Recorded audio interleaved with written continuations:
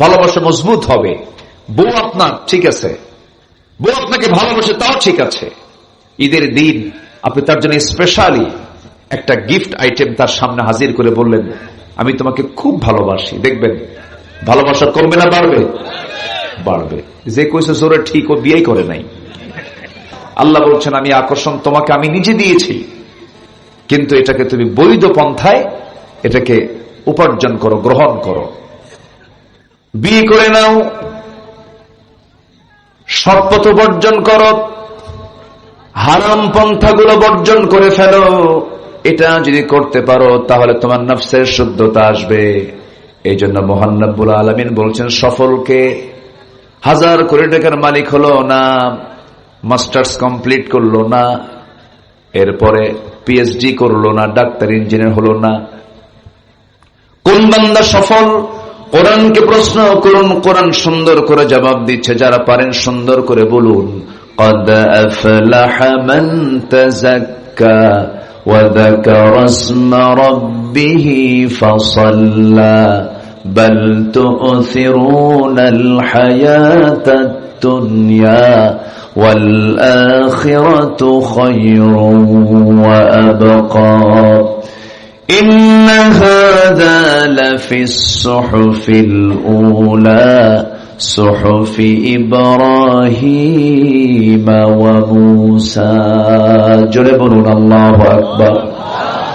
সূরাতুল আ'লা আল্লাহ রাব্বুল আলামিন সুন্দর করে বলছেন, সফল তো সেই যে তার নফসকে শুদ্ধ করতে পেরেছে, নফসকে শুদ্ধ করতে পেরেছে এবং আল্লাহর জিকির যে ব্যক্তি ভালোভাবে করতে পেরেছে এবং নামাজকে যে কমপ্লিট করতে পেরেছে, তার চাইতে মহা সফল বান্দা এই দুনিয়াতে আর নাই। সুবহানাল্লাহ। কয়টা কাজ বলেন? কয়টা কাজ? 3টা কাজ। নফসকে শুদ্ধ করা, কার জিকির করা। এই জিকিরটা করবেন কেমনে? কাজের মধ্যে, সকল কাজে কার হুকুম মেনে নেওয়া। আর আমার দেশের জিকির কি জানেন? খাজা আছে, আছে এরকম আছে। কত যে দরবার এই এলাকায় নাই, ঠিক আছে, কিন্তু এটার সংখ্যা কিন্তু কম না। আপনি সিলেট যান, চট্টগ্রাম যান, কুমিল্লা, কুষ্টিয়া যান, লালন, আরো কত কি আছে, এরকম বহু দরবারে যান। ওরা গাজাকে বেহেশতের গাছ কয়। গাজা কিসের গাছ? বেহেশতের গাছ বলে, যেটা বেহেশত থেকে নাজিল হয়েছে। খাজা দিল কর তাজা, ইসমে জালাল, গাজার কলকি খাওয়া হালাল। যেরকম নাউযুবিল্লাহ। সে চেহারাগুলো কি মনে হয় শয়তান দেখতে ওই রকমই আছে না? এরকম আছে না চেহারা? সে মোষগুলো কি, সে মোষের বাহারি ভাব দেখে সাদা মোষ, লাল টকটকা, এত টানা জীবনে টানছে। কলকিও বিরক্ত। কলকি কয়, জুলুম তো হয়, এত জুলুম হয় নাকি একটা জিনিসের উপর? এত খাওয়া খাইছে জীবনে। তো এই যে বদমাইশি ভণ্ডামি গুলোর নামে, জিকিরের নামে যে বদমাইশি গুলো হয়, এটার নাম জিকির নয়। জিকির মূলত হচ্ছে আল্লাহর হুকুমকে আল্লাহর ভয়ে, জাহান্নামের ভয়ে নিজের জীবনে বাস্তবায়ন করা কি জিকির বলা হয়। জিকিরের অনেক ব্যাখ্যা আছে, যেরকম নামাজটাও জিকির। নামাজটাও কি জিকির। কোরআন তেলাওয়াত করাটাও কি? ইন হুয়া ইল্লা যিকরুল লিল আলামিন। এটা হচ্ছে আমার রবের পক্ষ থেকে একটা জিকির। যেরকম সুবহানাল্লাহ। তো জিকির মানে হচ্ছে ব্যবসায় আল্লাহর নাম স্মরণ করা, এটা একটা জিকির। ফাইদা কুদিয়াতিস সালাহ ফান্তাশিরু ফিল আরদি ওয়াবতাগু মিন ফাদলিল্লাহ ওয়াযকুরুল্লাহা কাসীরা। অর্থাৎ ব্যবসা বাণিজ্য, চাকরি বাকরি, লেনদেন, এগুলো করতে গেলে তোমরা সেই সময় আল্লাহর নামটা আরো বেশি করে নাও। একটা মানুষের ইমানের পরীক্ষা কিন্তু চেক কিন্তু মসজিদে হয় না।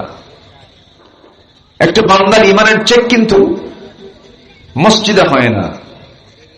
তার চেক হয় হলো বাজারে, তার লেনদেনটা কেমন। তার চেক হয় হলো ছাত্র জীবনে, তার ক্যাম্পাসে সে 3-4টা নোংরামি করে কিনা। কি কথা কি বুঝতেছেন আপনি? বয়ফ্রেন্ড জিএফ বিএফ এর পিছনে সে ঝুঁকে পড়ে কিনা। তো ইমান চেকের জায়গা হলো ক্যাম্পাস। ময়দান, লেনদেন, ব্যবসার প্ল্যাটফর্মে ইমানের চেক মসজিদ নয়। এখানে আপনার মসজিদে কি চেক করবেন? এটা নামাজই হবে। এখানে ইমান চেক করতে হবে হলো আমার লেনদেনে। যার লেনদেন ঠিক নাই তার ইমানও আসতে হয়, তার ইমানও। একটা সূরাই আছে লেনদেনের সূরা, সূরাতুল মুতাফফিফিন। সূরাতুল মুতাফফিফিন আল্লাহ রাব্বুল আলামিন বলেন, ওয়াইলুল লিল মুতাফফিফিন, ওই সমস্ত বান্দার জন্য ধ্বংস, ওই সমস্ত বান্দার জন্য জাহান্নাম যে বান্দাগুলো নেওয়ার সময় বেশি নেয়, দেওয়ার সময় কম দেয়। জোরে কর নাউযুবিল্লাহ। এগুলো নফসের রোগ। এগুলো কিসের রোগ বলেন? নফসের রোগ। এরকম লোক তো মনে হয় বাগমারাতে নাই। নেওয়ার সময় বেশি নাই, দেওয়ার সময় কম দেয়, এরকম লোক আছে না? আছে? আচ্ছা, দেখবেন কারো হৃদয়ের মধ্যে এমন পরিমাণ হিংসা, জমি কেনে একজন, ঘুম হয় না আরেকজনের। গ্রামের ভিতরে একটা ছেলে পড়াশোনা করে একটু বড় হয়ে উঠেছে, হয়তো কলেজের প্রফেসর হয়েছে, ব্যবসায়ী হয়েছে, হয়তো ইঞ্জিনিয়ার হয়েছে, ফার্স্ট ক্লাস গ্রাজুয়েট কর্মকর্তা হয়েছে, গরিবের ছেলে হয়েছে। ও কেন হলো, কি জন্য হলো, এত বড় অফিসার হলো কেন? হিংসার যন্ত্রণায় গোটা রাত ঘুম হয় না, ওষুধ খায়া ঘুমায়। আছে না? আছে কি না? আছে।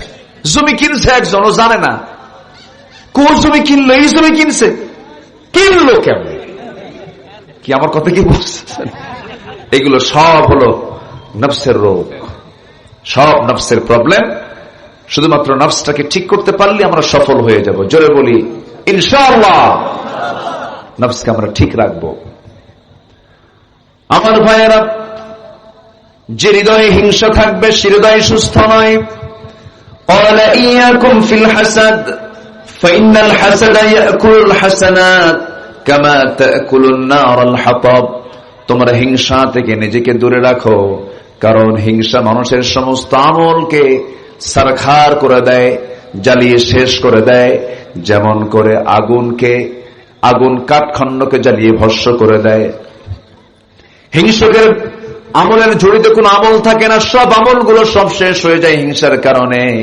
আল্লাহ রাব্বুল আলামিন সব বান্দার গুনাহ মাফ করেন, কিন্তু হিংসকের কোন দোয়া গুনাহ আল্লাহ পাক মাফ করেন না।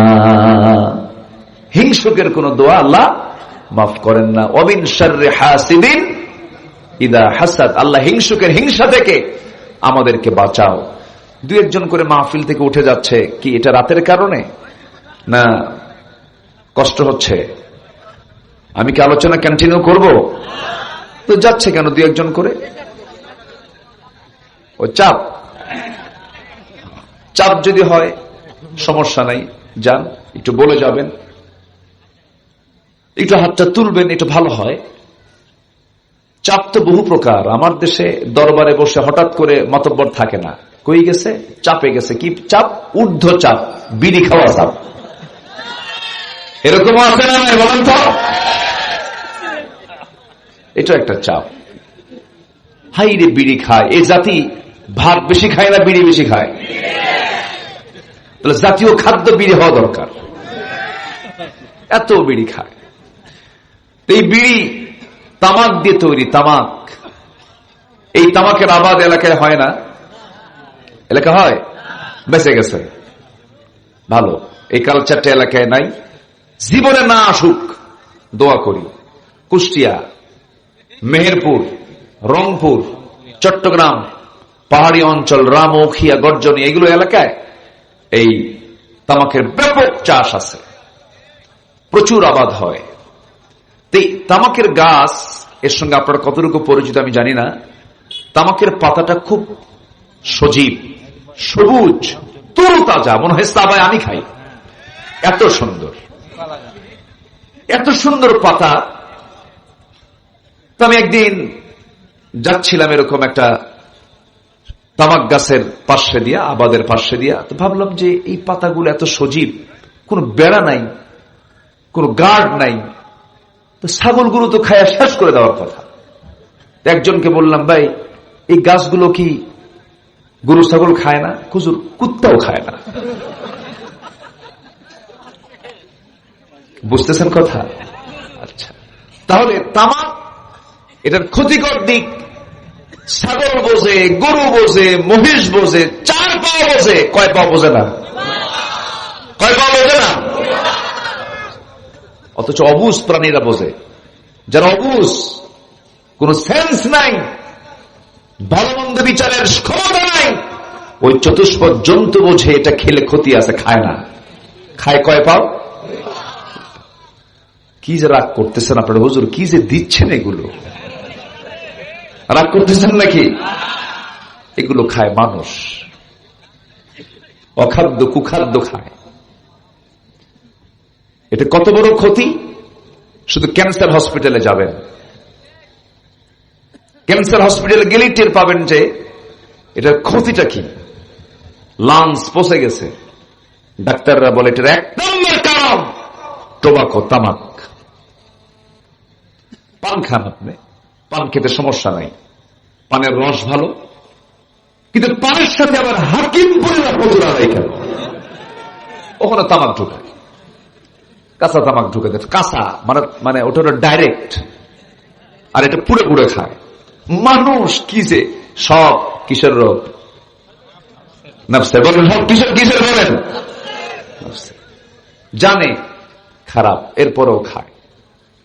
এজন্য আজকে আমি এমন একটা সাবজেক্ট ধরেছি যেটা ঠিক হলে সব ঠিক হবে, একদম আপনি ফ্রেশ হয়ে যাবেন, জান্নাত আপনাকে ডাকবে। জোরে বলেন সুবহানাল্লাহ। জান্নাত আল্লাহ আমাদের জন্যই বানাইছেন, জান্নাতে যাব না আমরা? নেশা এত ভয়ঙ্কর। আমি উত্তরবঙ্গের কুড়িগ্রামের না কোথায় যেন একটা মাহফিলে গিয়ে যখন জান্নাতের বর্ণনা দিচ্ছিলাম, জান্নাতের আলোচনা করছিলাম, জান্নাতে এই খাবার থাকবে, এই খাবার থাকবে, জীবনের শক্তি বাড়বে, মধুর ঝর্ণা, দুধের ঝর্ণা, এরপরে পানির প্রস্রবণীগুলো থাকবে, অনেক বর্ণনা দিচ্ছিলাম, জান্নাতের বর্ণনাগুলো দিচ্ছিলাম, হুর থাকবে, অনেক কিছু থাকবে। এক বুড়ো চাচার সামনে থেকে দাঁড়ায় বলে, হুজুর আপনি একটা জিনিস বাদ পড়ছে, হুজুর জান্নাতে কি বিড়ি থাকবে না? কি বুঝতেছেন কি? মানে ওর নেশাই হয়ে গেছে হলো বিড়ি, ও জান্নাতেও বিড়ি চায়। সম্মানিত ভাইয়েরা, এই জন্য আমরা নফসকে ঠিক রাখবো। জোরে বলি ইনশাআল্লাহ। 10টা পন্থা। কয়টা পন্থা বলেন তো? একটু মনোযোগ দিয়ে কতগুলো শুনবেন, কাজে লাগবে। আমার মা বোন যারা আসছেন তারাও শুনবেন। মা বোনদের অন্য নেশা না থাকলে অন্তত ইন্ডিয়ার সিরিয়াল নেশাগুলো খুব ভালো আছে। তারা যদি এক বেলা যদি বাদ থাকে দেখা, অন্য বেলায় কাজা সহ আদায় করে। এটা মেয়েদের এই নেচারটা ভালো না, এটা বাদ দিতে হবে। কি নাটক আছে না, এরকম খুব আসক্তি তাদের মধ্যে আছে। বাচ্চাগুলো নষ্ট হয়ে যাচ্ছে মাদের হাতে স্মার্টফোনের কারণে। আমি কি ভুল বলতেছি বলেন তো? মাদের স্মার্টফোন হাতে নিয়ে চলে, মার কতটুকু দেখে, মার থেকে ছিনতাই করে আবার বাচ্চা। এমন কান্না কান্দে, দে চোখ শেষ, কান শেষ, হাত শেষ, সব শেষ, ওর নিজেও শেষ। এগুলো সব কিসের রোগ? বলেন বলেন কিসের? নফসের রোগ। একজন নাচানাচি করতেছে, পরনারী পরপুরুষ নাচানাচি করছে, অর্ধলগ্ন দৃশ্য সে মিডিয়ার সামনে উপস্থাপন করছে, সে গুনাহগার হয়ে গেল। কিন্তু আপনি যে দেখলেন সে অভিনয় করলো, সে এক গুনাহগার, আপনি দেখলেন সমান গুনাহগার হয়ে গেলেন। নাউযুবিল্লাহ। এই চোখের হেফাজত করতে হবে, এই কানকে হেফাজত করতে হবে, নফসকে হেফাজত করতে হবে, কুচিন্তা, কুপরামর্শ সবকিছু থেকে নিজেকে পরেজ রাখার চেষ্টা করতে হবে। এর জন্য 1 নাম্বার, নফসের শুদ্ধতার জন্য 1 নাম্বার হলো দিল থেকে খালেস হৃদয়ে তাকে তওবা করতে হবে। কি করতে হবে বলেন? তওবা করতে হবে। তওবা করার জন্য সারা জীবন আপনি প্ল্যান মাফিক আকাম কুকাম করে ভাবলেন 70 বছর বয়স যখন হবে তখন তওবা করব, তওবা করে আল্লাহর সামনে হাজির হব না। তওবার কোনো সময় সীমা নাই, তওবার কোনো বয়সের কোনো বয়স সীমা নাই। তওবা করার জন্য আমার আল্লাহ তাআলা বান্দাকে বারবার বলেছেন। আমার রাসূল বলেন, আমি রাসূল নিজে সারা দিনে 112 বেশি বার তওবা করি। জোরে বলি সুবহানাল্লাহ। আল্লাহ রাব্বুল আলামিন সুন্দর করে বলছেন, ইয়া আইয়ুহাল্লাযীনা আমানু তুবু ইলাল্লাহি তাওবাতান নাসুহা আসা রাব্বুকুম আন ইউকাফফিরা আনকুম সাইয়্যাতিকুম ওয়া ইউদখিলাকুম জান্নাতিন তাজরি মিন তাহতিহাল আনহার। জোরে বলুন আল্লাহু আকবার। তোমরা আল্লাহর কাছে তওবা করো, তওবার মতো তওবা তোমরা করো। তওবার মতো তওবা যদি করতে পারো, আল্লাহ রাব্বুল আলামিন বলেন, তোমার সমস্ত সাইয়্যাতকে, সমস্ত গুনাহগুলোকে মিটায়া দিয়া আমি তোমাকে সুন্দর জান্নাত আমি তোমাকে উপহার দিয়ে দেব। জোরে করুন সুবহানাল্লাহ। কিন্তু তওবা করবে কেমনে? তওবা তো করবে না, কারণ মদের দোকানদার। কিসের দোকানদার? মদের দোকানদার। ও তওবা করলে তো কাম হবে না, মদের দোকান আগে বন্ধ করতে হবে, ঠিক কিনা? মদের দোকান দিয়ে কি তওবা করে লাভ হবে? বলেন, লাভ হবে? সুদের দোকান খুলে কি তওবা করে লাভ হবে? সুদের দোকানদার তো বাগমারায় নাই। আছে সুদের দোকানদার আছে। আবার হজও করে 36 বার। কয়বার? 36 বার। 36 বার হজ করে, দেশে ফিরেই বারবার শুধু বলে, জানো আমার এই হাত 36 বার আল্লাহর কাবার দরজা ধরেছে। সাবধানে কথা বল, আমি কিন্তু জান্নাতের ডিলার। কি কথা কি বুঝতেছেন আপনারা? আমার নবীজি জীবনে হজ করেছেন একবার। আমার নবীজি হজ করেছেন কয়বার? একবার। আর সে হজ করলো কয়বার? কিন্তু ওইদিকে হজেরও ডিলার, কি বলে, সুদেরও ডিলার। সুদের কারবার করে। সুদের কারবার করে তওবা করে করবেন কি? অন্যের বউকে নিয়ে শুয়ে থেকে তওবা করে লাভটা কি? তওবা মানেই হলো নির্দিষ্ট দোয়া শুধু নয়। তওবা মানে হলো চুরি করেছি আর চুরি করব না, জেনা করেছি আর জীবনে জেনা করব না, সুদের অঙ্ক করেছি আর জীবনে সুদের অঙ্ক করব না। এটাই হলো তওবা। আল্লাহ তার সব গুনাহগুলোকে মাফ করে দিবেন। সবাইকে রাজি আছেন এমন তওবা করতে? যুবকরা রাজি আছো? হয়তো তুমি একজনকে ভালোবাসো, বিয়ের আগে ভালোবাসা হয় না, ওটা হয় হলো লুচ্চামি ভালোবাসা। এটা খুব মানে অত্যন্ত বরকতময় শব্দ ভালোবাসা। এই ভালোবাসা শব্দটা চলে গেছে হলো জেনার দিকে। এটা এই শব্দটা মানে ছিনতাই হয়ে গেছে। এই শব্দটা কি হয়ে গেছে? ছিনতাই হয়ে গেছে। ভালোবাসা কাকে বলে? বিয়ের আগে যে সম্পর্কটার নাম ভালোবাসা, আর বিয়ের পরে থেকে এটা মহব্বত। তো ভালোবাসা বিয়ের আগে হয় না, ভালোবাসা হয় হলো বিয়ের পরে। বিয়ের আগে কোনো ভালোবাসা নাই। অনেকে আবার প্রাউড করে বলে, হুজুর আমাকে একদিন বলতেছে, হুজুর আমি খুব ভাগ্যবান, আমি বিয়ে করেছি হুজুর, আমার যে বউটা এটা আমার লাভ ম্যারেজ। কি ম্যারেজ বলেন তো? আমি মনে মনে কই লুচ্চা ম্যারেজ। লাভ ম্যারেজের কথা বলে আবার সে প্রাউড করে যে হুজুর এটা আমার লাভ ম্যারেজ। না, এগুলো আকাম কুকাম। এই সমস্ত কাজের সঙ্গে ইসলামের কোন সম্পর্ক। আমার কথায় মনে হয় মন খারাপ করতেছেন আপনারা। আমার বন্ধুগণ, তওবার মতো তওবা করতে হবে। এই জন্য সুদের দোকান দেওয়া যাবে না, মদের দোকানের লাইসেন্সদারি হওয়া যাবে না। আমার দেশে বহু হাজী সাহেব আছে যে হোটেল খুলে ফেলে, আবাসিক হোটেল, সেখানে নারী সাপ্লাই দেয়। আছে কিনা? ওইদিকে হজ করছে 36 বার, এদিকে নারী সাপ্লায়ার। আমার বন্ধুগণ, এগুলো আগে বাদ দিতে হবে। আল্লাহর কাছে তওবা করার মাধ্যম হলো সমস্ত হারামকে বর্জন করতে হবে। একটু কান লাগান। গোটা পৃথিবীতে যত বিজনেস আছে এর মধ্যে ইসলাম এই পৃথিবীতে কেন মানুষ চায় না একটা মহল কেন ইসলামের বিরুদ্ধে তাদের যুদ্ধ ঘোষণা? এর কারণ আছে, গোটা পৃথিবীতে যে মাদক ব্যবসা আছে, এই ব্যবসার পরিমাণ বছর হলো $321 বিলিয়ন, অস্ত্র ব্যবসা $100 বিলিয়ন, পতিতা ব্যবসা $110 বিলিয়ন, অবৈধ সোনা কারবারি $100 billion, computer games, casino, free fire, PUBG. দেখেন যুবকরা দেখছেন কিভাবে হাসে, সব বোঝে তো। এগুলোর পিছনে ব্যবসা হয় হলো $54 বিলিয়ন। এই মাদক, মদ, অস্ত্র, পতিতা, অবৈধিক বাণিজ্যের বার্ষিক বাজার মূল্য প্রায় $2685 বিলিয়ন। তো এই ব্যবসার সঙ্গে যারা জড়িত তারা কি কখনো আল্লাহর জমিনের দিন কায়েম হোক, ইসলাম কায়েম হোক করা চাবে? আমরা কি চাই? আজ থেকে আমরা কি চাই? আমরা কি চাই? আমরা যারা চাই, যারা মদের দোকান দিয়ে বসে আছে, ওরা কি আপনাকে ভালোবাসবে? ওরা আপনাকে প্রতিহত করার জন্য লাঠি নিয়ে দাঁড়া যাবে। আমরা কি চুপ মেরে থাকবো? লাঠি হাতে নেওয়াও ফরজ। আসতে কন কেন? মুসার হাতে কি ছিল? যেরকম মুসার হাতে কি ছিল? লাঠি ছিল।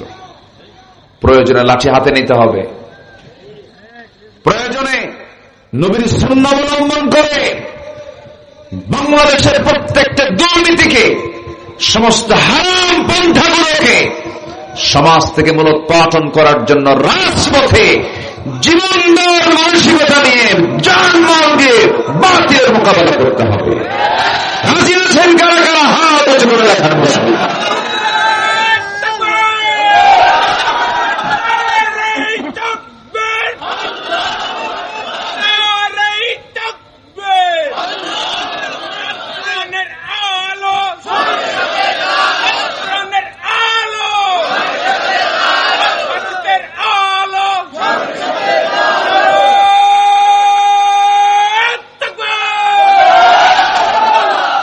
আল্লাহ কবুল করুন, জোরে বলি আমিন। সম্মানিত ভাইয়েরা, সম্মানিত বন্ধুগণ, তাহলে এক নম্বর কাজ হলো আমরা তওবা করব। কার কাছে? আল্লাহর কাছে। আল্লাহ রাব্বুল আলামিন বলেন, বান্দা তুমি যদি তওবা করতে পারো, ইউবাদদিলুল্লাহু সাইয়্যাতিহিম হাসানাত, তোমার জীবনে তুমি যত গুনাহগুলো করেছো সমস্ত গুনাহগুলোকে আমি আল্লাহ সওয়াব দিয়ে মিটাইয়া দেব। এবং আল্লাহ রাব্বুল আলামিনের প্রিয় হাবিব আমার রাসূল বলেছেন, আত-তাইবু মিনায-যামবি কামান লা যামবা লাহ, কোন তওবাকারীর তওবা যদি কবুল হয়ে যায় তার আগের জীবনে একটা গুনাহও থাকে না। জোরে কোন সুবহানাল্লাহ। নিজের জীবন থেকে গুনাহ মুক্ত করার জন্য একটা বেস্ট আমল হলো তওবা করা। এবং তওবার গুরুত্ব এত বেশি, তওবা নামে আল্লাহ পাক একটা সূরা নাযিল করেছেন, সূরা তাওবা। তওবা করব আমরা আল্লাহর কাছে। এক সাহাবীর কথা মনে হয়ে গেল, মহিলা সাহাবী জিনা করে ফেলেছেন, জিনার ফলে তার পেটে বাচ্চাও চলে আসছে। সেই মহিলা সাহাবী তওবা করছেন, সিজদায় পড়ে পড়ে কাঁদতেছেন। নবীর দরবারে এসে বলছেন, ইয়া রাসূলুল্লাহ, আমি জিনা করে ফেলেছি। না, তুমি জিনা করো নাই। জিনা করে ফেলেছি। না, তুমি করো নাই। তিনটি বার বলার পরও তিনি বলছেন, না, আমি জিনা করে ফেলেছি। শেষ পর্যন্ত হলো কি? রাসূল বলছেন, জিনা তো করেছো, তার ফলে সন্তান পেটে আসছে নাকি? হ্যাঁ, সন্তান পেটে চলে আসছে। তাই যদি হয়ে থাকে তোমার উপর আইন কার্যকর করা যাবে না। যাও, সন্তান ডেলিভারি হওয়ার পরে আসো। হুজুর, বাঁচবো তার গ্যারান্টি কি? রাসূল বলছেন, আমি তোমার জন্য দোয়া করছি, যাও। মহিলা চলে গেল। সন্তান ডেলিভারি হওয়া পর্যন্ত সিজদায় পড়ে পড়ে চোখের পানি ফেলে ফেলে কাঁদেন, তওবা করেন। সন্তান ডেলিভারি হওয়ার 2 দিন 3 দিন 4 দিন পরে নয়, মাত্র একটা দিন পর নবীর কাছে এসে দ্বিতীয়বারের মতো বলছে, হুজুর, সন্তান ডেলিভারি হয়ে গেছে, আপনি আমার উপর আইন কার্যকর করেন। কার ভয়ে? আসতে বলবেন না, কার ভয়ে? আসামি ধরাও লাগে না, আসামিকে জেলখানাও দেওয়া লাগে না, আসামি নিজেই হাজির হয় বিচারকের সামনে বিচারের জন্য, একমাত্র কার ভয়ে? আমার বন্ধুগণ, আমার নবীজি বলেছেন, সন্তান তো ডেলিভারি হয়েছে, সন্তানটা জীবিত না মৃত? হুজুর, সন্তান তো জীবিত। হাউলাইনি কামিলাইন, 2টা বছর দুধ তোমাকে খাওয়াতেই হবে, তার হক তোমার স্তনে আছে, যাও দুধ পান করাও। হুজুর বাঁচবো কেমনে, তার গ্যারান্টি কি? রাসূল বলছেন দোয়া করি তোমার জন্য। মহিলা চলে গেলেন, সন্তানকে দুধ পান করানো শুরু করলেন।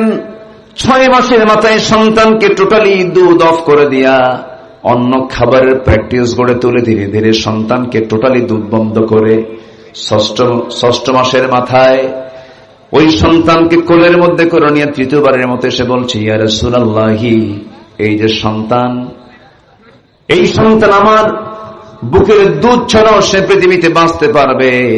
অন্য খাবার খাওয়া সে শুরু করেছে, শিখতে পেরেছে, শিখে নিয়েছে, আমি ছাড়াও সে বাঁচবে পৃথিবীতে। দয়া করে আমাকে আজকে আর ফেরত দিবেন না, আজকে আমার উপরে আপনি আইনটা কার্যকর করে দেন, বিধানটা কার্যকর করে দেন।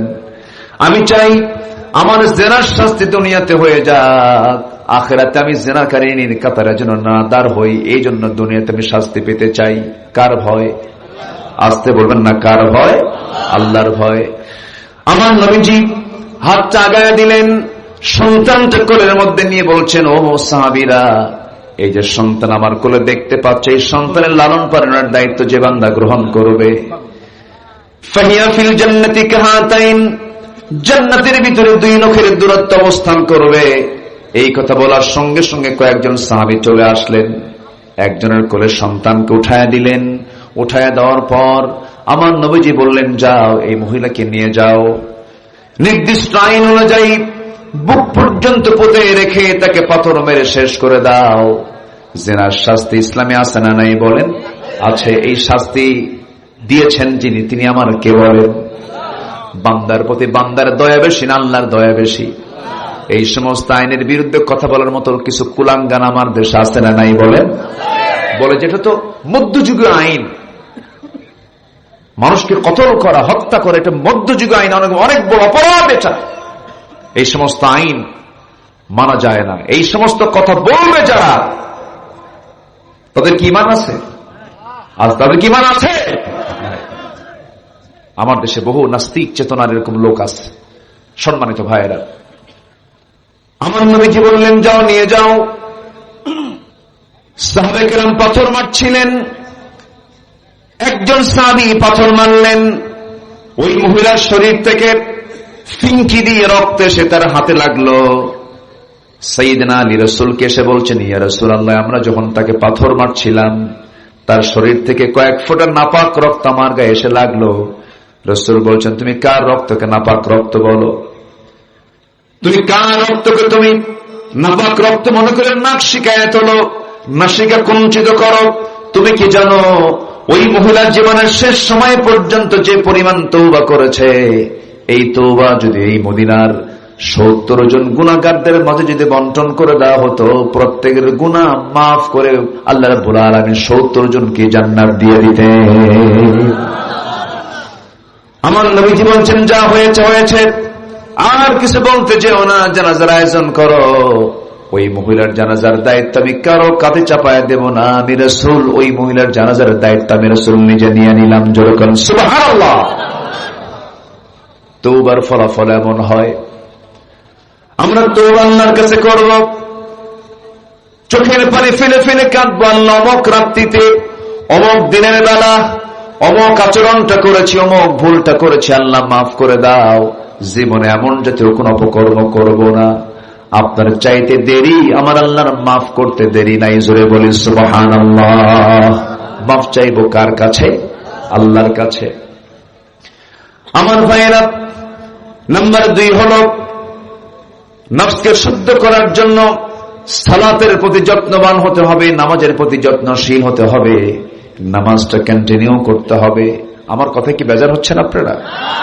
আপনি শুধু আমার কথা কিন্তু শুনছেন না, এই প্রযুক্তির কল্যাণে এই কথাগুলো শুনতেছে লক্ষ লক্ষ নয়, কোটি কোটি মানুষ।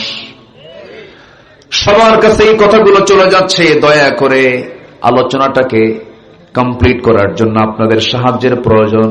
একটু মনোযোগ দিয়ে কথাগুলো শুনুন। যে জায়গায় বসে আছেন, নিঃসন্দেহে বলা চলে এটা হলো জান্নাতের টুকরা। আলহামদুলিল্লাহ বলেন। আর একটু আমাকে সময় দেন, 12:30 বেজে গেছে, আর কিছুক্ষণ সময় আমি নিতে চাই। একটু কানটা লাগান। 10টা পয়েন্ট বলি, আমি শেষের দিকে আস্তে আস্তে চলে যাচ্ছি। আলোচনার একটা হক আছে না নাই বলেন? আছে। হকটা আমাকে আদায় করার সুযোগটা একটু দেন।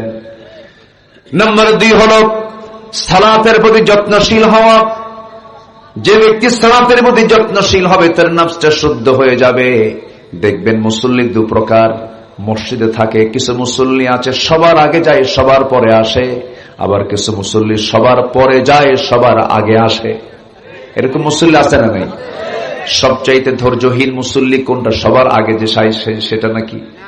সবার পরে যায় সবার আগে আসে, সে হলো ধৈর্যহীন মুসল্লি। নামাজ যদি একটু লম্বা হয়, নামাজ শেষে হুজুরকে বলে, হুজুর সূরা কি আর বড় পার নাই খুঁজা, ধমক মারে। রুকু লম্বা হলে পরে বিরক্ত হয়ে যায়। দিনের কাজে মজলিসে মাহফিলে বসলে গায়ে চুলকানি শুরু হয়ে যায়, ছটফট করে কেমনে তাড়াতাড়ি তাড়াহুড়ো করে বের হয়ে যাব। এগুলো হচ্ছে তার নফসের সমস্যা। সালাতের প্রতি যত্নবান হতে হবে। আমি তো মনে করি ইমাম নামাজ যত লম্বা করবে, যে প্রকৃত নামাজে সে তার মনের তৃপ্তি আরো বেশি পেতে থাকবে। যেরকম সুবহানাল্লাহ। 2019 সাল করোনার একটু আগ দিয়ে, কোভিড-19 একটু আগ দিয়ে আমি হজে গিয়েছিলাম আমার আব্বা আম্মাকে সাথে নিয়ে। হজের সফরে যাওয়ার পরে কোন এক ফজরে মসজিদে নববীতে মদিনায় নামাজের জন্য গেলাম। ফজর নামাজ পড়তে গিয়েছি। একজন বৃদ্ধ ইমাম, মেবি আব্দুর রহমান হুজাইফা হবেন, 90 বছরের মতো বয়স। নামাজে দাঁড়ালাম। ফজর নামাজ শুরু হলো। ফজর নামাজ মাত্র 2 রাকাত নামাজ। সেই দিন ফজর নামাজ 2 রাকাত শেষ করতে সময় লেগেছিল প্রায় 39 মিনিট। 39 মিনিট ধরে 2 রাকাত ফরজ নামাজ আদায় করলেন ফজরের। আমার দেশের যে কোনো মসজিদের 4.5 লক্ষ মসজিদের যে কোনো মসজিদের ইমাম যদি কোনদিন ফজর নামাজ 40 মিনিট ধরে যদি আদায় করে, নামাজও শেষ। বললেন নামাজ শেষে ফতোয়া জারি হবে, যার নাই কোন গতি সে করে ইমামতি। কথা বলেন নাই? এই ঢিলে ইমাম রাখছো কেরা? তাড়াতাড়ি বাদ দিয়ে দাও, এমন দিয়ে হবে না, সংসার চলবে না, ব্যবসা বাণিজ্য চলবে না, নামাজি সব শেষ করে ফেলবে। কিন্তু না রে না ভাই, হাজার হাজার বছর, কোটি কোটি বছর কবরে শুয়ে থাকতে হবে। আমার বন্ধুগণ, সে কবরে যাওয়ার আগে যার নামাজের ডিউরেশনটা বেশি হবে, আল্লাহ রাব্বুল আলামিন এই কবরের জিন্দেগিতে আল্লাহ তার বান্দার জন্য সময় বের করে দিবেন। জোরে করুন সুবহানাল্লাহ। আমি সময় দেব কাকে? আর আল্লাহ আমাকে সময় দিবেন। আমি সময় দেব না, আল্লাহ আমাকে সময় দেবেন না। ফাযকুরুনি আযকুরুকুম, তুমি আমাকে স্মরণ করবে, আমি তোমাকে স্মরণ করব। আর তুমি যদি আমাকে ভুলে যাও, ওয়ামান আ'রাদা আন যিকরি ফাইন্না লাহু মাঈশাতান দানকা ওয়া নাহশুরুহু ইয়াওমাল কিয়ামাতি আ'মা قال رب لم حشرتني أعمى وقد كنت بصيرا। আল্লাহু আকবার। আল্লাহ বলছেন, যে আমাকে ভুলে যাবে আমি তার জন্য দুনিয়ার জীবনটা সংকীর্ণ করে দেব এবং তাকে আমি হাসরের দিন অন্ধ করে তুলব, চোখে দেখবে না। বান্দা বলবে, আমার তো চোখ ছিল, আজকে অন্ধ কেন? আল্লাহ বলবেন, আমি তোকে চোখ দিয়েছিলাম, আজকে তোকে অন্ধ করে তুলেছে। কারণ হলো দুনিয়ার জিন্দেগিতে তুই আমাকে ভুলে গিয়েছিলি, ও কাযালিকাল ইয়াওমা তুনসা, এই জন্য আজকে তোকে আমি ভুলে গেলাম। আল্লাহর কসম করে বলি, এই কোরআনের আলহামদু থেকে মিনাল জিন্নাতি ওয়ান নাস পর্যন্ত যত আয়াত আমি পড়েছি, যতগুলো গবেষণা করেছি ভাঙ্গা চোরা, একটা আয়াত আমাকে সবচেয়ে বেশি ভয়ের মধ্যে ফেলে দেয়, সেটা হলো কাযালিকাল ইয়াওমা তুনসা। আল্লাহ বলেন, তুই আমাকে ভুলে গেছিস, আজকে হাসরের দিন আমি তোরে ভুলে গেলাম।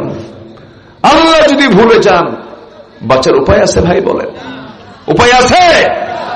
আল্লাহকে ভোলা যাবে না। নামাজের ব্যাপারে যত্নশীল হতে হবে। যে নামাজে মজা পায় সে ঈমানের মজা পাবে। যে নামাজের মজা পাবে সে আল্লাহর মহব্বত তার মধ্যে জাগ্রত হয়ে যাবে। এই জন্য সবচেয়ে গুরুত্বপূর্ণ নামাজ হলো ফজরের নামাজ। আর শয়তান সবচেয়ে বেশি বাধাগ্রস্ত করে কোন নামাজে? বলেন, ফজর নামাজে। আমার দেশে সবচেয়ে কম মুসল্লি কোন নামাজে? বলেন, ফজর নামাজে। অথচ মানুষ বাড়িতে বেশি সময় কিন্তু ফজরের সময়ে থাকে। ফজরের ঠিক আগ মুহূর্ত, অর্থাৎ আজানের একটু আগে শয়তান প্রত্যেক বান্দার শিওরে চলে যায়, বিছানায় চলে গিয়ে তার পাশে বসে মাথার মধ্যে আঙ্গুল ঢোকায় দিয়া বলে, আলাইকা লাইলুন তাবিল, তোমার রাত বড় লম্বা, ঘুমাও ঘুমাও, আলাইকা লাইলুন তাবিল। এরপরে শয়তান তিনটা গিট মেরে সেখান থেকে চলে আসে। রাসূল বলেন, ওই শয়তানের বেঁধে দেওয়া তিনটা গিট যদি তোমরা ছোটাতে চাও তাহলে তোমাদের তিনটা আমল করতে হবে। আজান যখন সন্ধ্যা আজান শোনার সঙ্গে সঙ্গে বিছনা থেকে পিঠটা সরায় নিবা, 1 নাম্বার গিট ছুটে চলে যাবে। ওযু বানায় নিবা, 2 নাম্বার গিট চলে যাবে। এরপরে নামাজের নিয়তে মসজিদের দিকে রওনা দিবা, নামাজ শুরু করবে, নামাজটা শেষ হয়ে যাবে, 3 নাম্বার গিটটাও শয়তানের চলে যাবে। 24 ঘন্টা শয়তান তোমার কাছে আসার সাহস পাবে না। জোরে করুন সুবহানাল্লাহ। দিন শুরু হবে কি দিয়া বলেন? কোন নামাজ দিয়ে বলেন? আরো যখন দিন শুরু হবে কোন নামাজ দিয়া? ফজর নামাজ দিয়া। যে বান্দা সূর্যের আগে উঠবে না, সূর্য ওঠার আগে যে বান্দা উঠবে না, যে বান্দা পাখি জাগার আগে জাগবে না, সে মানুষই না, সে মানুষই না। আছেন আমার দেশে কি বলেন তো, পাখি জাগে আগে না মানুষ জাগে আগে? পাখি আগে জাগে, সূর্য আগে উঠে পড়ে, মানুষ ওঠে না।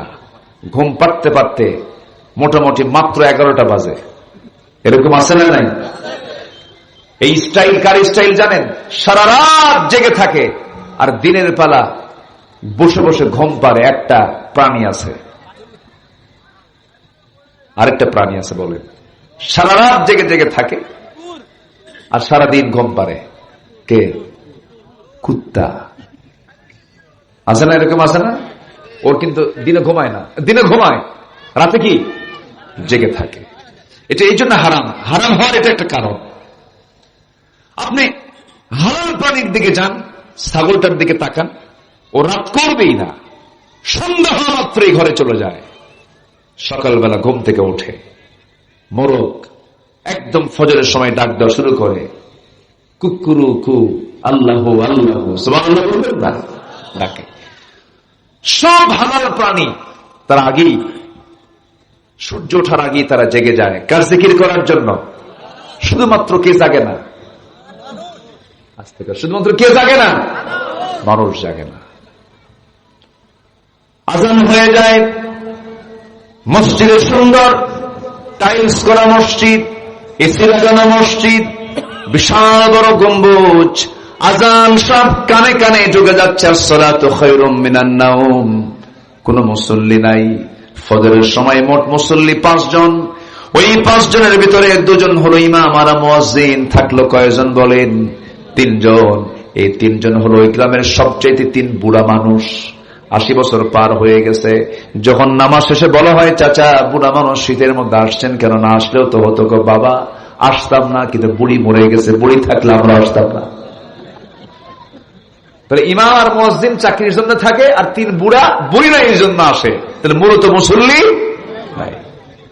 আমি কিন্তু বানায় বলতেছি না, বাস্তব কথাগুলো বলছি। লোক নাই মসজিদে, আবাদ নাই।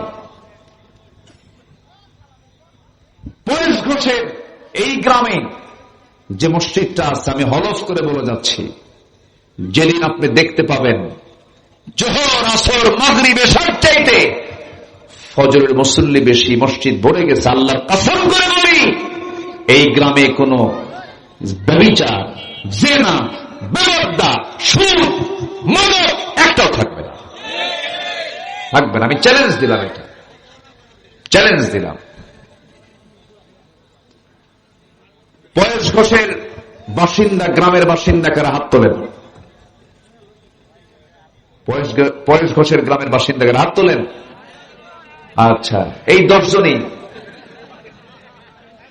পয়েস ঘোষের লোকে 10-15 জন এইদিকে আছে না? ঠিক আছে, মাশাআল্লাহ মাশাআল্লাহ, ঠিক আছে, হাত নামান। পিছনে আছেন, ঠিক আছে, ভালো। এই যে যারা হাত তুললেন, এই সব হাতগুলো যারা তুলছেন তারা কি 3 বছরের শিশু? 3 বছরের শিশু? সবার উপরে নামাজ পড়া কি বলেন? আরো জোরে বলেন। আমার মনে হয় না হলেও 100টা হাত উঠেছে। এই 100 জন যদি আজকে পয়েস ঘোষের মসজিদে যদি ফজর নামাজে যায়, রেগুলার যদি 5 ওয়াক্ত নামাজ যদি মসজিদে পড়ে, এই গ্রাম থেকে শয়তান এমনি পালাবে। সিদ্ধান্ত কি নেওয়া যায়? আজ থেকে সিদ্ধান্ত কি নেওয়া যায়? ফজর পড়বেন কারা কারা হাত তোলেন? অনেকে হাত তোলে না, চিন্তা করে হুজুর কি বিপদে পড়লাম। হাত তোলেন না, আপনি হাত নামাজ পড়বেন না কেন? হাত তোলেন। জোরে বলি আল্লাহ আমাদেরকে ফজর, যোহর, আসর, মাগরিব, আয়েশা 5 ওয়াক্ত সালাত মসজিদে জামাতে আদায় করার তৌফিক তুমি আল্লাহ দিয়ে দাও। জোরে বলে আমিন, আরো জোরে আমিন। হাত নামা। তখন আর পয়েস ঘোষ হবে না, তখন হবে পয়েস কি? হ্যাঁ, কি হবে? ওরে বাবা, তখন হয়ে যাবেন পরশমণি না? মাশাআল্লাহ। আল্লাহ পাক তুমি সবাইকে নামাজি বানাও। জোরে বলি আমিন। দুটো চলে গেল। নাম্বার 3, নফসকে শুদ্ধ করার জন্য আরেকটা উপায় হলো, যার মুখে শুধু মিথ্যা কথা আসে সে যেন রোজা রাখে। কি রাখে? রোজা রাখলে সে মিথ্যা কথা বলতে পারবে না। রোজা আছে যে রোজা নষ্ট হয়ে যাবে। নফসের শুদ্ধতা আসবে হলো নাম্বার 3, রোজা রাখার মধ্য দিয়ে। রোজা আমরা পার করলাম কয়েকদিন আগে, এখন চলছে শাওয়াল মাস, মনে হয় শেষের দিক চলে। যদি কোনো বান্দা শাওয়াল চাঁদের 6টা রোজা যদি নফল রোজা যদি পালন করতে পারে, মহান রব্বুল আলামিন 1টা বছর নফল রোজার ইবাদত তার আমল নামায়, সব আল্লাহ পাক তার আমল নামায় দিয়ে দেন। জোরে করেন সুবহানাল্লাহ। আমার বন্ধুগণ, কি হয়েছে? ডান পাশে কি ঘটনা? কি গাড়ি উল্টে গেছে? তা সবাই যান, ঠিক করে দেন। তো ওঠেন কেন? বসেন। যার গাড়ি উল্টে গেছে 2-1জন গেলিতে হবে। আপনি মাহফিল উল্টায় ফেলবেন তার জন্য? তো ওই দিকে এত নজর দেন কেন? আমার দিকে তাকান। নাম্বার 4 হলো আল্লাহর জিকির করা। আল্লাহ রাব্বুল আলামিন বলেন, الذين آمنوا وتطمئن قلوبهم بذكر الله ألا بذكر الله تطمئن القلوب। জোরে বলুন আল্লাহু আকবার। নাম্বার 5 হলো কোরআনের সাথে সম্পর্ক যারা বৃদ্ধি রাখবে, কোরআনের সঙ্গে সম্পর্ক যারা বৃদ্ধি করে ফেলবে, তাদের নফস কখনো শয়তানের দ্বারা আক্রান্ত হবে না। কারণ কোরআন তো এমন একটি কিতাবের নাম, যে ব্যক্তির হৃদয়ে কোরআন থাকে, যে ব্যক্তি কোরআন কিনের সাথে থাকে, শয়তান তার থেকে যোজন যোজন দূরে থাকে। এই জন্য কোরআন নিয়ে আমরা সর্বক্ষণ থাকবো। জোরে বলি ইনশাআল্লাহ। নাম্বার 6 হলো সেজদায় বেশি বেশি চোখের পানি ফেলে ফেলে কান্দা। সেজদার মধ্যে কান্নার জায়গা হলো সেজদার ভিতরে। আল্লাহ পাক সবচেয়ে বেশি খুশি হন বান্দা যখন সেজদার মধ্যে টাইমটা, সময়টা বেশি ক্ষেপণ করে সেজদার মধ্যে যখন ডুকরে ডুকরে কান্দে, চোখের পানি যখন জমিনে পড়ে। যখন কোন বান্দা চোখের পানি 1 ফোঁটা আল্লাহর ভয়ে ফেলতে পারে, আল্লাহ রাব্বুল আলামিন বলেন, বান্দারে 7 সমুদ্রের পানি দিয়ে জাহান্নামের একটা কিনারাও নিববে না, কিন্তু বান্দা আমার ভয়ে যদি 1 ফোঁটা চোখের পানি ফেলতে পারিস, 1 ফোঁটা চোখের পানি দিয়ে 7টা জাহান্নাম আমি আল্লাহ নিভায়া দিয়া তোর জন্য আমি আল্লাহ জান্নাত বাজেট পাস করে দেব।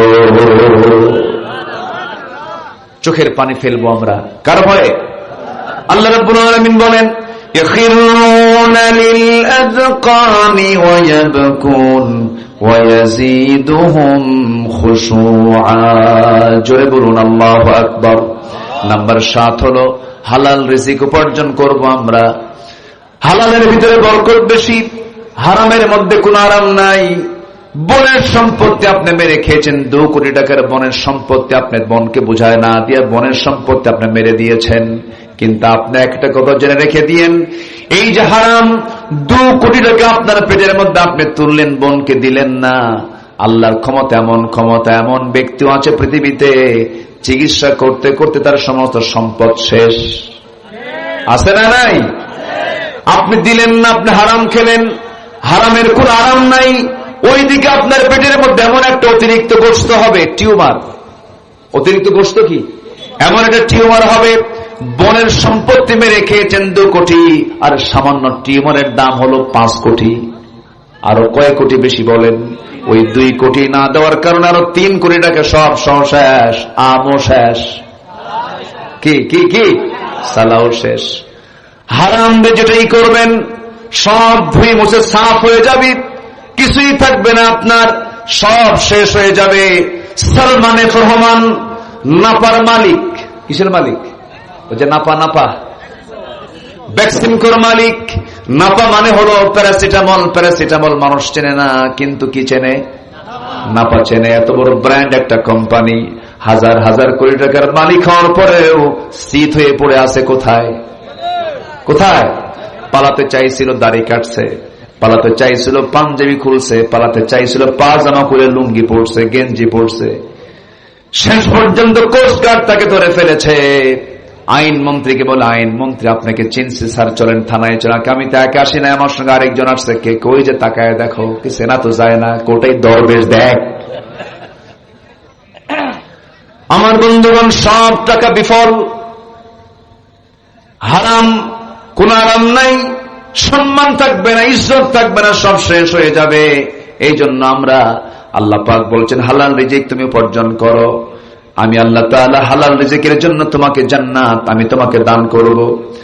নম্বর 8 হলো মিথ্যাচার, গীবত বর্জন করতে হবে। মিথ্যাচার করা যাবে না, গীবত করা যাবে না। মিথ্যা বলার দিক থেকে আমার দেশের জনগণ বেশি মিথ্যা কথা বলে না নেতারা বেশি মিথ্যা কথা বলে? বলেন বলেন বলেন। নির্বাচনের আগে বলল আপনারা এই জায়গায় দিবেন, পরে কয় মানি না। আছে কিনা? আছে কিনা? আছে কিনা? এই যে প্রতারণা, এই যে মিথ্যাচারিতা, বললাম একটা করলাম আরেকটা, এটার নাম রাজনীতি না, এটার নাম হলো নোংরামি। এই সমস্ত আচরণগুলো করবে যারা, আল্লাহ বলছেন এই সমস্ত সবচেয়ে বড় রোগ হলো এই সমস্ত রোগগুলো। গীবত করা যাবে না। দেখবেন অনেক বুজুর্গ লোক আছে, নামাজ পড়ে, রোজা রাখে, হজও করেছে, যাকাতও দিয়েছে, দান সদকাও করে, হাতের মধ্যে একটা তসবিহ নিয়েই থাকে। আছে না এরকম? আছে না? এরকম করে ঝাঁকায় আবার, মানে বুঝাচ্ছে আমি জিব্রাইল নাজিল হয়েছে দুনিয়াতে। আছে কিনা বলেন? আছে। কিন্তু এত বড় বুজুর্গ হওয়ার পরেও দেখবেন চার দোকানে বসবে, বসার পরে ঘন্টার পরে ঘন্টা নিজের দোষ না খুঁজে বের করে বলবে, তুমি কি জানো অমকের বাড়ির একটা মেয়ে আছে, অমকের সাথে বের হয়ে গেছে, ও ওকাম কুকাম করে বেড়ায়, এই সমস্ত কাজগুলো করে বেড়ায়, এই সমস্ত কথাগুলো হোটেলের মধ্যে বসে বসে গল্প করছে। তার কি সওয়াব হয় না গুনাহ হয়? বলেন বলেন, কি হয়? গুনাহ হয়ে যায়। এই গীবত চর্চা যারা করবে, নফস তাদের কখনো শুদ্ধ থাকবে না, নফসের পরিশুদ্ধতা আসবে না, এগুলোকে বর্জন করতে হবে। নাম্বার 9 হলো অহংকার থাকা যাবে না। একটা বিষয় লক্ষ্য রাখবেন, যখন কোন বান্দার মধ্যে আপনি অহংকার দেখবেন, ভাববেন ওর মরার সময় এসে গেছে। একটা প্রাণী আছে পাখা গজালে মরে যায়। কি পোকা? কি পোকা? ওই পোকা ভালোই থাকে, কোনো সমস্যা নেই, কিন্তু যখন পাখা গজায় কিসের কাছে যায়? আগুনের কাছে চলে যায়। পাখা গজালেই সে বোঝে যেখানে গেলে মরবে, এরপরে সে দৌড়ায় সেখানে চলে যায়। যখন দেখবেন অহংকারের পোকা, যখন পাখা গজায়, একদম সোজা অহংকারের ঠেলায় মাহবুরি দিল্লি গিয়ে বসে থাকতে হয়। অহংকার করা যাবে না। 2041 বলা যাবে না, 2021 বলা যাবে না। এই প্রাউড গুলো করবেন যারা, অবশ্যই তারা ধ্বংসের একদম শেষ স্তরে পৌঁছে যাবেন। আত্মগরিমা করা যাবে না। আমি করছি, আমার বাপ করছে, আমার স্বামী করছে, আমার ভাই করছে, কেউ করে নাই। এরকম আছে না? এরকম আছে না? আমার বাপের দেশ, আমার বাপ স্বাধীন করছে, আমার সব কইছে কিনা কর, কইছে কিনা বলছে। আত্মগরিমা এগুলো করা, এগুলো আল্লাহর দান, আল্লাহ দিয়েছেন। এবার আল্লাহর ফয়সালা শুধু আল্লাহর দিকে দিতে হবে।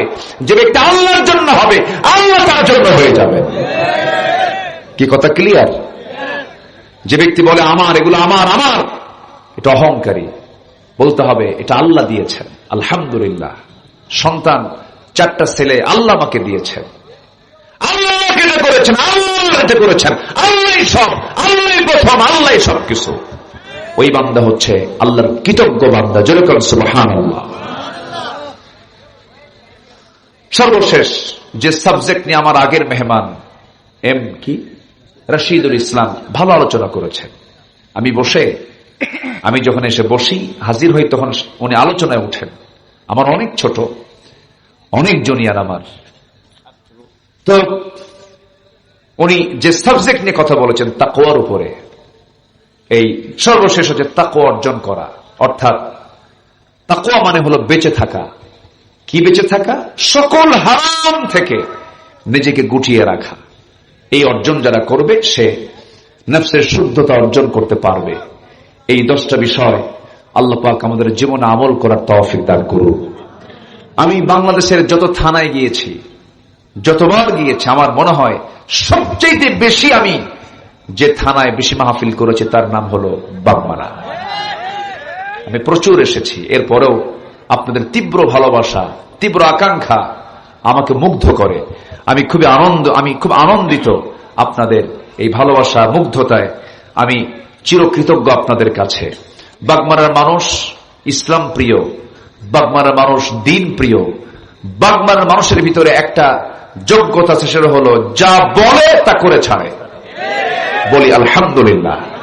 মুনাফিকি ভাবটা আমি একটু কম পাই আপনাদের আচরণের ভিতরে। আমরা তো চলাফেরা করলে, মানুষের মধ্যে চলাফেরা করলে টের পাওয়া যায়। আলহামদুলিল্লাহ। আল্লাহ আপনাদেরকে দ্বীনের জন্য কবুল করুন। জোরে বলি আল্লাহুম্মা আমিন। কিছু লোক তো থাকবেই খারাপ, কিছু আবু জেহেল থাকবে না? কিছু আবু জেহেল থাকবে। খারাপ না থাকলে ভালোর মূল্যায়ন হয় না, খারাপ না থাকলে ভালোর মূল্যায়ন হয় না। এই জন্য কিছু খারাপ থাকবে, এটা স্বাভাবিক। আবু জেহেল যেখানে রাসূলও সেখানে, ফেরাউন যেখানে মুসাও সেখানে, নমরুদ যেখানে ইব্রাহিম সেখানে, হাবিল যেখানে কাবিলও সেখানে। এটাই পৃথিবীর নিয়ম। আল্লাহ তুমি বাগমারার প্রত্যেকটা ঘরকে ইসলামের দুর্গ বানায় দাও। মা বোনদেরকে দিন মেনে চলার তৌফিক দিয়ে দাও। স্বামীর অনুগত হওয়ার তৌফিক দিয়ে দাও। সমস্ত বেপর্দা থেকে হেফাজত করো। সারা সকল প্রকার সংস্কৃতি থেকে, সকল প্রকার ডিভাইসের আসক্তি থেকে মা বোনদেরকে, যুব সমাজকে তুমি আল্লাহ হেফাজত করো। মোবাইল দেখা, মোবাইল ব্যবহার করা জায়েজ না আছে না নাই, এরকম প্রশ্ন যদি আমাকে কেউ করে, আমি তো উত্তর দিই কি জানেন? মোবাইল তার জন্য ব্যবহার করা জায়েজ যে মোবাইলকে চালাতে পারবে, আর মোবাইল যাকে চালাবে ওর ব্যবহার করা জায়েজ নাই। আমার কথা কি বোঝা গেল? উল্টো যদি আপনাকে মোবাইল ব্যবহার করে, আপনাকে চালায়, তখন আপনার মোবাইল ব্যবহার করা জায়েজ নাই। আপনার নিয়ন্ত্রণে যদি আপনি রাখতে পারেন তাহলে আপনি মোবাইল ইউজ করতে পারবেন। নচেত এটা ঈমান বিধ্বংসী একটা কামান বলা যায়। এটা মারাত্মক ভয়ঙ্কর জিনিস। কার বউ কি নিয়ে চলে যায় এই মোবাইল দিয়ে জানেন? কোন হিসাব থাকে না। আমি কি ভুল বলতেছি বলেন তো? ইনবক্সে ঢুকে যায়, মেসেঞ্জার, ইমো, লাইন, ভাইবার, কত লাইন দেখছেন। ইমো, মেসেঞ্জার, কি হোয়াটসঅ্যাপ, তারপরে ইনস্টাগ্রাম, কুড়িগ্রাম, কত কি। তো এই সমস্ত মানে ইনবক্সে আপনার নারীকে গিয়ে যদি আপনি ইনবক্সে নক করেন, কোন নারী ইনবক্সে নক করা মানে তার বেডরুমে ঢুকে যাওয়া, মারাত্মক অপরাধ। এগুলো থেকে বাঁচতে হবে যুবকরা। আমি কথাগুলো তোমাদেরকে হয়তো ধাক্কা মেরে বললাম, কিন্তু ধাক্কা না দিলে তো সতর্ক হওয়া যায় না। আল্লাহ তুমি সবাইকে বোঝার তৌফিক দাও। জোরে বলি আল্লাহুম্মা আমিন। জি জি, সঙ্গীত সবই হবে। একটু বসেন। আমাকে তো পড়ন্ত বেলায় উঠাই দিয়েছেন, পড়ন্ত বেলা, শেষ বেলা। একটু মাঝের বেলা উঠাই দিলে খুব ভালো হতো। মানে শেষ রাত্রে ওয়াজ করা মানে কি জানেন? পাগলির সাথে ঘর সংসার করা, বুঝলেন? এই হচ্ছে অবস্থা।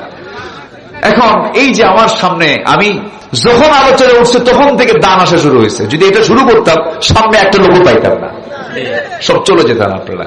কারণ আপনারা আলোচনা শুনতে এসেছেন, অনেক রাত হয়েছে। তো এটা তো একটা একটা করে যদি বলতে যার, যদি দোয়া করি প্রত্যেকের জন্য, তাহলে তো ফজরও হবে না, ফজরও পার হয়ে যাবে। তখন এটা কি করবো বলেন? আচ্ছা, আপনারা দিয়েছেন তো নাকি? এখানে একটা মাদ্রাসা নির্মাণ হয়ে, মাদ্রাসা কি নতুন? নতুন মাদ্রাসা, নতুন মাদ্রাসা আজকে এটা আমরা মাহফিলের মধ্য দিয়ে প্রকাশ হলো। বলি আলহামদুলিল্লাহ। এই মাদ্রাসাকে তুমি আল্লাহ কবুল করো। আচ্ছা, মাদ্রাসা বানানো হলো কিন্তু ছাত্র নাই, কাম হবে। 1 নাম্বার হলো দোয়া। 1 নাম্বার কি বলেন? দোয়া। নাম্বার 2 হলো নিজের সন্তানকে মাদ্রাসায় দেওয়া। এই দুটো আগে লাগবে। আগে দোয়া লাগবে, এরপরে কি? ছাত্র লাগবে। নাম্বার 3 হচ্ছে এই প্রতিষ্ঠানগুলো পরিচালনার জন্য একটু লাউ, কদু এগুলো বেচে কিছু কিছু টাকা পয়সা, আমার মাদের ডিম বেচা টাকা, মাদের তো ডিম বেচা টাকার বরকত অনেক জানেন। মুরগি বেচার, ডিম বেচার টাকা যদি দেয় এই বিশাল ব্যাপার। দানের দিক থেকে মহিলা এগিয়ে না পুরুষ এগিয়ে? মহিলারা ওরা যা থাকে তাই দিয়ে দেয়, আর পুরুষরা খালি হিসাব করে। পুরুষরা কি করে? হিসাব করে। মাদের মধ্যে দানের প্রবণতা অনেক বেশি। মহব্বতে কানের ফুলও দিয়ে দেয়, নাকের ফুল দিয়ে দেয়, কানের দুলও দিয়ে দেয়। এটা মাদের ভিতরে কিন্তু এই দানের প্রবণতাটা আছে। আল্লাহ তুমি এলাকার মাদেরকে মাদ্রাসা মুখী হৃদয়ে বানিয়ে দাও। জোরে বলি আল্লাহুম্মা আমিন। এই মাহফিল প্রত্যেক বছর হোক, সবাই চান কি আপনারা?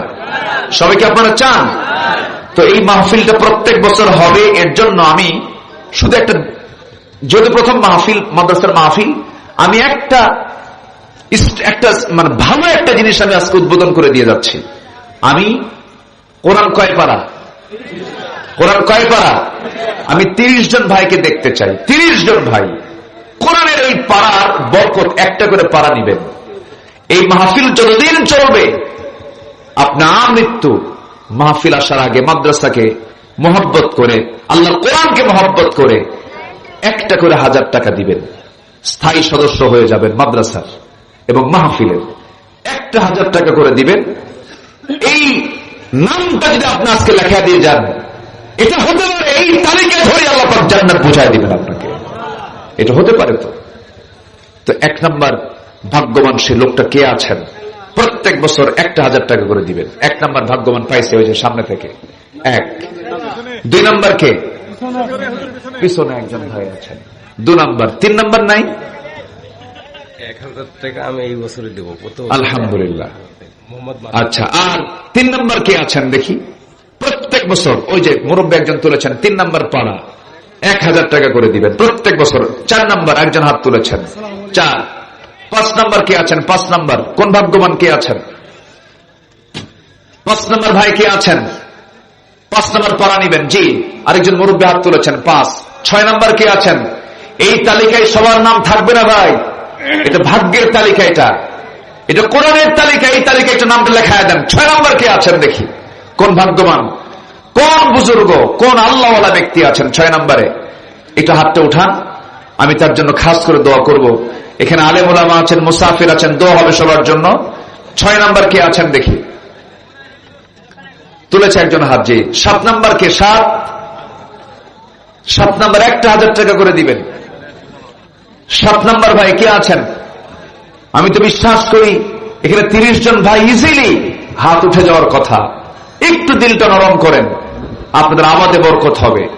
দান করলে আপনাদের সকল বালা মুসিবত দূর হয়ে যাবে। একটু দিলটা নরম করে। 7 নাম্বার ভাই ভাগ্যবান কে আছেন? 7টা জাহান্নাম আপনি দরজাটা বন্ধ করে দেন না ভাই। 7 নাম্বার পাড়া কে আছেন দেখি? জি জি, 7 নাম্বার একজন ভাই হাত। 8 নাম্বার কে আছেন? 8 নাম্বার। 8 নাম্বার সময় নেবেন না, রাত অনেক হয়ে গেছে, দ্রুত হাত তোলেন।